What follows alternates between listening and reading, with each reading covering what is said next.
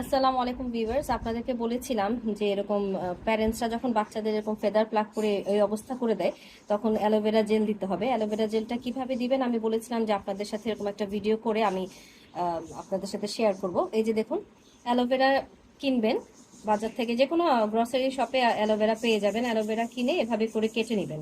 কেটে এই যে দেখেন, এভাবে করে জুসটা বের করবেন, করে এই যে যেসব জায়গায় ফেদার প্লাক করেছে, ভালো মতো দেখাচ্ছি ক্লোজ করে, যেসব জায়গায় ফেদার প্লাক করেছে ওই সব জায়গাতে ভালো মতো এরকম আস্তে আস্তে করে ঘষে দিবেন। একটু এরকম করে বের করে নেবেন যাতে করে সুবিধা হয় অ্যাপ্লাই করতে।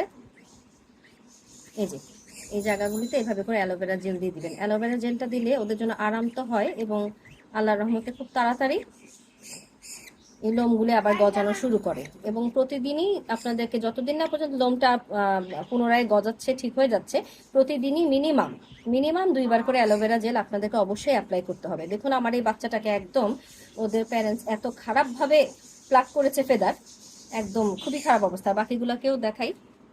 এই যে এখানে একটা আছে, ওকে অলরেডি আমি অ্যালোভেরা জেল দিয়েছি।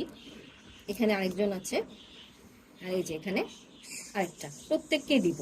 তো এরকম যখনই দেখবেন যে এরকম অবস্থা, মানে মাথার থেকে অনেক সময় ফেদার প্লাক করে, অনেক সময় পুরো শরীরের মধ্যে ফেদার প্লাক করে, আস্তে আস্তে করে আপনারা এরকম করে অ্যালোভেরা জেলটা অ্যাপ্লাই করে দিবেন।